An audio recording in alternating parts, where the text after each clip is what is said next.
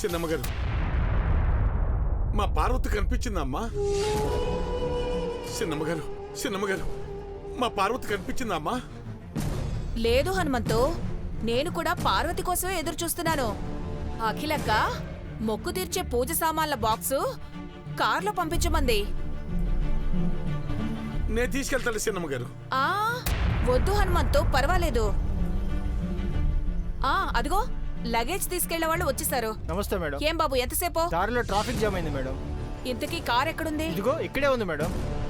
సరే సరే, పైన స్టోర్ రూమ్ లో ఉన్న ఈ చివర్లో ఉన్న పూజ సామాన్లున్న బాక్స్ తీసుకురండి. అలాగే మేడం. ఆగండి ఆగండి, బ్రౌన్ కలర్ టేప్ వేసుంటుంది, జాగ్రత్తగా చూసి తీసుకురండి. అలాగే మేడం. వెళ్ళండి. హనుమంతు, అక్క వాళ్ళ ప్రయాణానికి అన్ని సిద్ధం చేసాయి. వెళ్ళు వెళ్ళు. అట్లాగే చిన్నమ్మగారు. వెళ్ళు.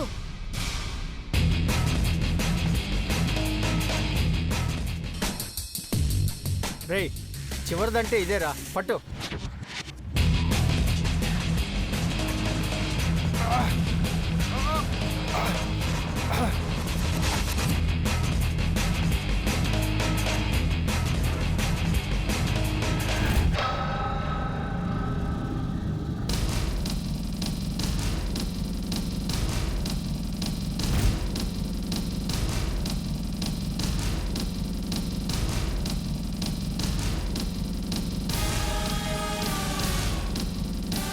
వెళ్ళండి. ఏయ్, ఆగండి. ఈ సిటీలో అత్యంత ఎత్తైన కొండ ఎక్కడుందో చూసి ఆ కొండపై నుంచి ఈ బాక్స్ కింద పడేయండి. ఈ బాక్స్లో ఉన్న పార్వతి తల 33 ముక్కలవ్వాలి. అర్థమైందా? అలాగే మేడం. వెళ్ళండి.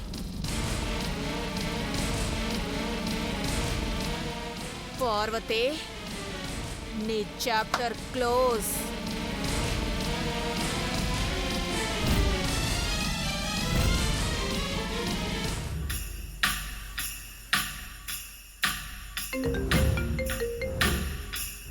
హలో, పెదబాబు ప్రేమ కథ అంతమైంది. నిజమా? పార్వతిని చంపేశావా?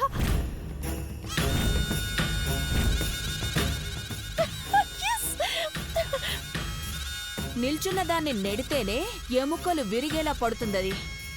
అలాంటి దాన్ని తీసుకెళ్ళి గుట్ట మీద నుండి తోస్తే గాల్లోనే దాని ప్రాణాలు ఎగిరిపోతాయి. దాన్ని ఎలా చేసినా పర్లేదు, కానీ చావడమైతే చచ్చింది కదా.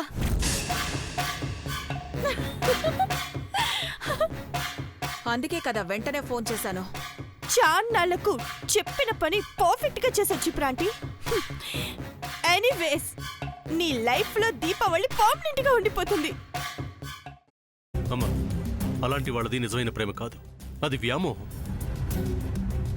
ఎగ్జాక్ట్లీ చిన్నత్త, నిజంగా ప్రేమించుకున్న వాళ్ళు అలా చేయరు. ఎంత మనసు విరిగిపోతే కన్న కూతుర్ని పట్టుకొని మా దృష్టిలో చచ్చిపోయా ఉంటుందా తల్లి?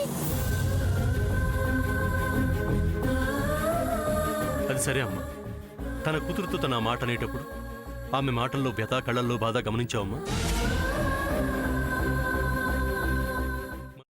పెద్దబాబుకు బర్త్డే విషెస్ చెప్పు కూడా వెళ్ళాం కదా. ఊరికే ఎలా కాలిపోతుంది? మంట పెడితేనో పడితేనో తగలబడుతుంది.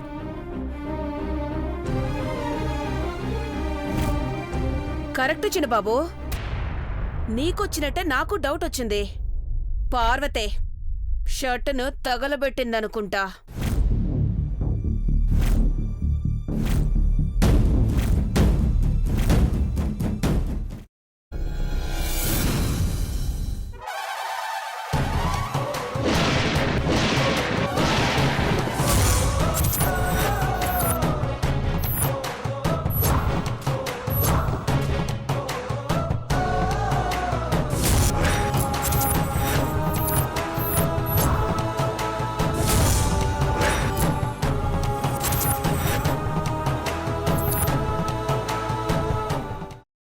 కున్న తర్వాత పొట్టు తీసేసి చాప్ చేసి పక్కన పెట్టుకోవాలి.